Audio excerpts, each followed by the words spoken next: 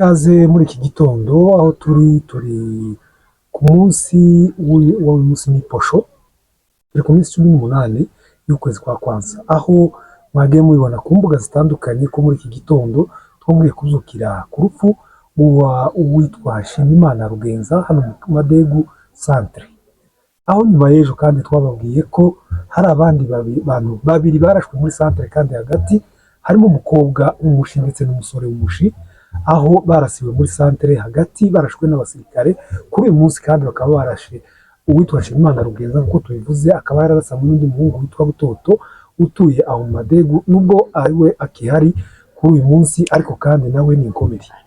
Bamwe mu bo bari batuye muri urugo rwa Nshimiyimana twashatse kubegera tubabaza uko byagenze muri iri joro. Aha turi ni wiwe nyine kwa Marembo Nshimiyimana mu Madegu muri centre.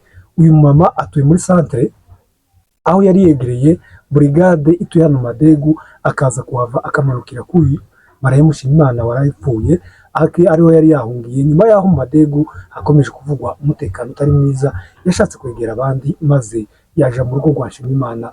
Reka tubwire uko byagenze nijoro. Noneho uko byagenze Uratanga no tubwira n'amazina. Amazina yanje nitwa Nyabuhoro Bukuru.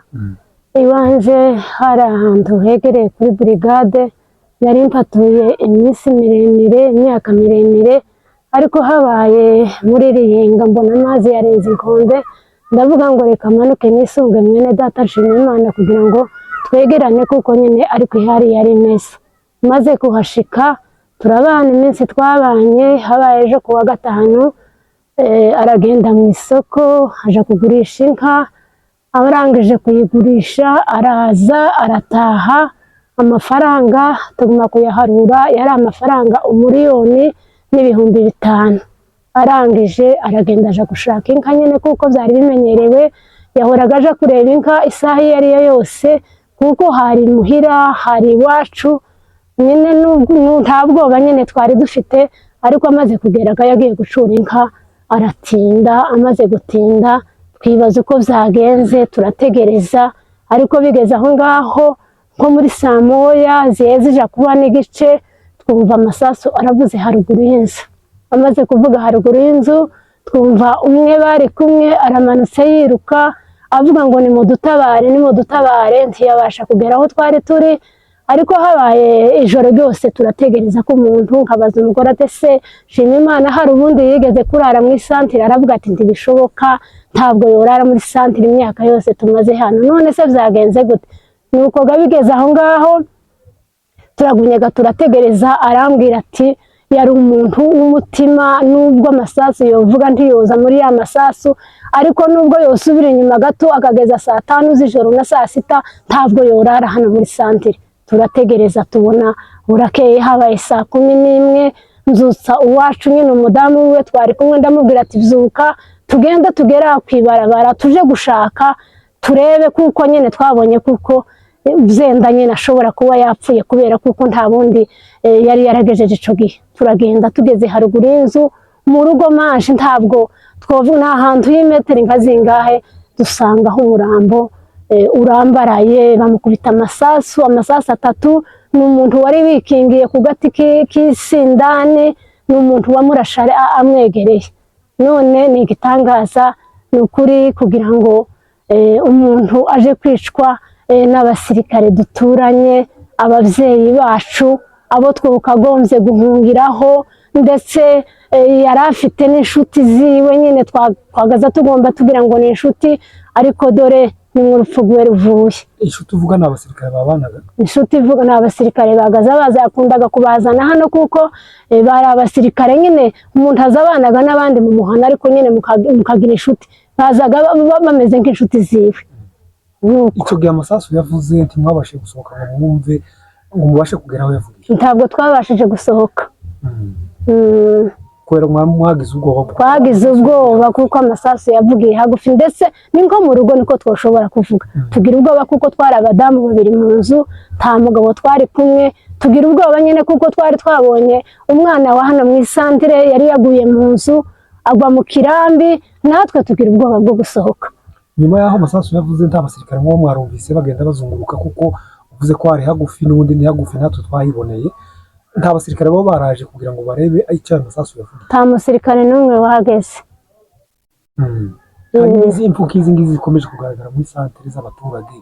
Ejo hapfuye umukobwa w'umushikazi ndetse na musaza we, ubu akaba yararashwe ababaye cyane mu bitaro bikuru za Minembwe.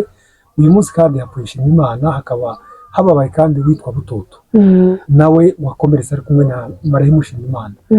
Muzakira gute?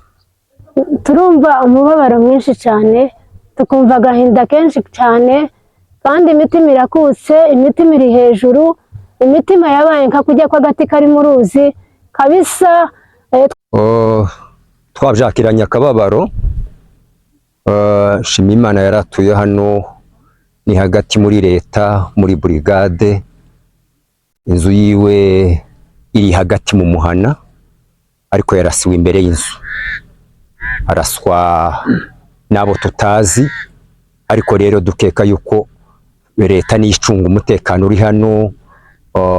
Kandi ijoro ry'ejo hapfuye abandi, uwundi muntu umugore w'umukobwa w'umushi, uwundi arakomereka.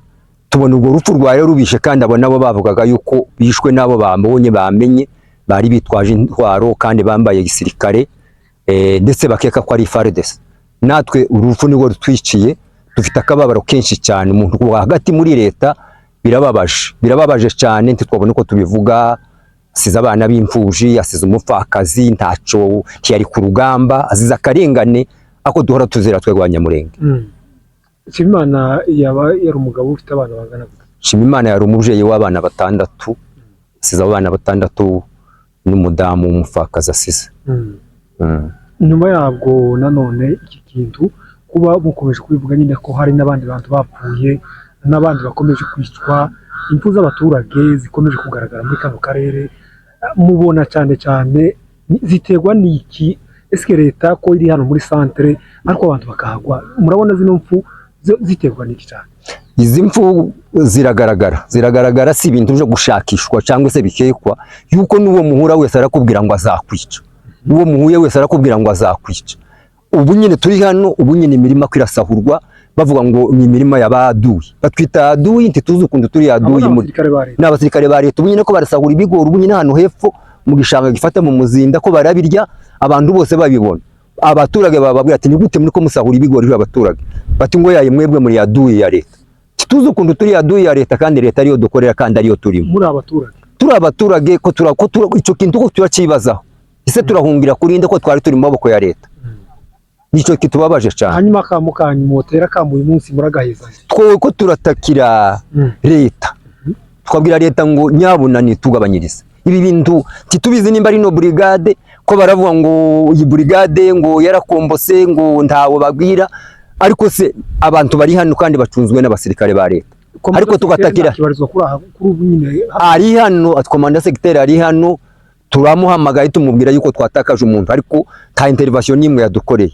Hageze abapeme nibo bacunga umutekano wo muri centre, ariko ntaco baje bavuga, kandi umuntu yaguye mu ibarabara, yarasuye mu ibarabara. Hanyuma kubagira neza bo hari ubutumwa bafitiye bare. Twashobora gutakira ubumwe bw'amahanga, twatakira abagira neza kugira icyo badufasha, cyane cyane kurera izi mfubyi no kubabwira yuko akarengane turimwo katomarwa nuko gusa gupfa kurebera gusa. Murakoze. Izina ry'Abanyamulenge bose aho bari ku isi turabihanganishije. Murakoze cyane. Namwe twese twihangane, twese ibi dushikiye Munyamulenge ahari amenye yuko ari urutuko dupfa.